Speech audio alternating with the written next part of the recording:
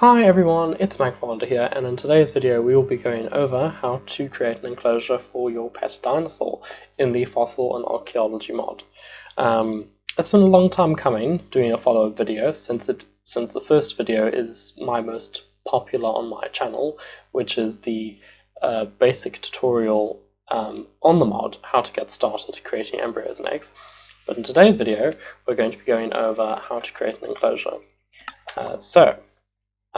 There are different types you can make, depending on what kind of dinosaur you have. The one I have already made here is a normal sort of enclosure you would have for an Ichthyosaurus or Hernodus. So as you'll see, there are several important blocks here. There is the feeder, so that your pet dinosaur can automatically feed itself without you having to necessarily be there or having to do much work. And for a little bit of entertainment, we have the bubble blower. So you'll notice that this glass is completely clear. It's reinforced glass. It's actually very useful if you want to have like a pet Tyrannosaurus or a dinosaur that's a lot stronger and a bit more dangerous. The block hardness for reinforced glass is the same as iron, so it's pretty useful in that respect. There's not a chance that it's going to break through, for example. Ordinary glass, a T-Rex could break through if it got angry, so that's why we have the reinforced glass. So you might be wondering how to craft it. Well, luckily I do have the recipe.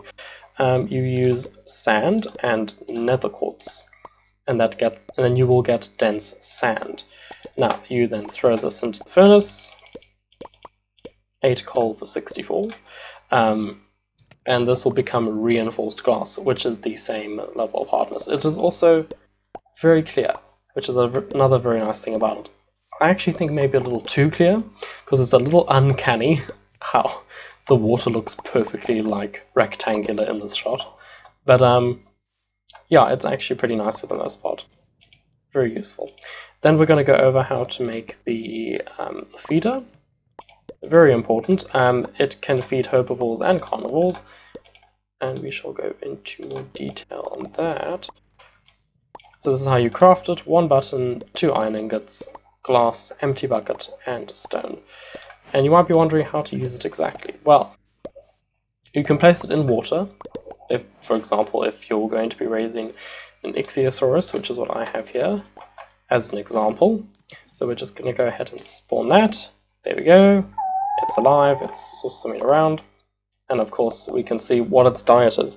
So it eats primarily fish and eggs and Cytuli, I think that's how you say it, Nautilus, and various other things. It's a Piscivore. I think I said that wrong. And luckily this one has imprinted on me. I'm the owner, and you can command it using the Nautilus shell, etc, etc. So this is the feeder. Now you'll see there's 2 halves. There's the left hand half, which is for carnivores, so fish will go in there, and the right hand is for herbivores, dinosaurs, so that would be plants and things. It has a pretty high bar. It actually takes quite a lot of food to actually fill it up, as you'll soon see. So we can just get out all this fish.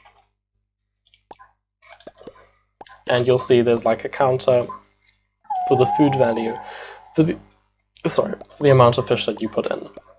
Now, you should have it a little bit separate from the walls of your enclosure. In order for your dinosaur to feed, there needs to be a bit of like an open space around it. And it can feed within 2 blocks of the feeder.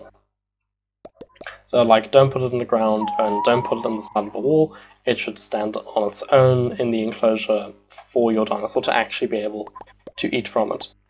I think for the blower you can have it on the wall, should be fine, but maybe it should be a bit deeper in here. But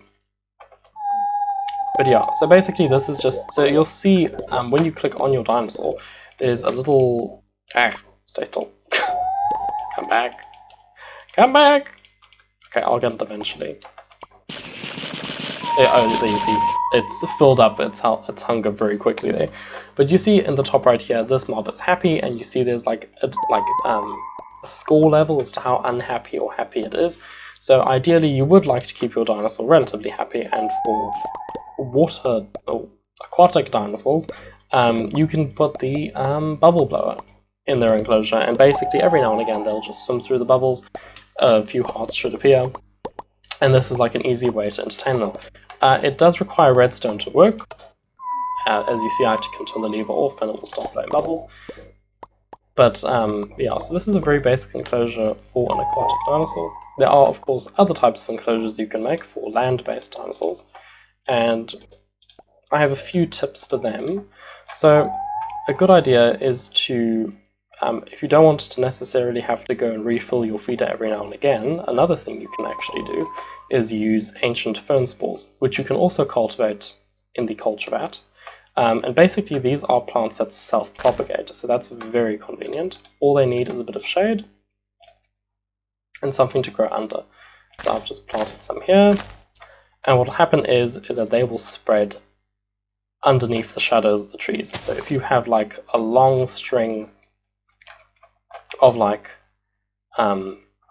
if you've like got a pretty big tree canopy, then you can plant quite a few of these things. And they will, as you can see, they're already starting to grow and they will spread on their own. I think that's covered in a bit of shade. Okay, there we go. And they will self-propagate. Now that's very convenient because if you have a herbivorous dinosaur, they will actually eat the plants growing on the ground. And the nice thing about these is that they can continuously grow back. So they will have an endless supply of food. In fact, something I want to do for like another video is to do a whole dinosaur ecosystem. But that's going to take a bit of time to set up and also like show you how to go through it. But yeah, so then of course you can just use reinforced glass and like lock this all up and then put an egg in the sun, etc. But yeah, there's quite a lot to go over. It's a pretty short video because luckily the process is quite simple, but I think I will be posting again hopefully within the next week or so. Thank you for watching and I hope you found this helpful.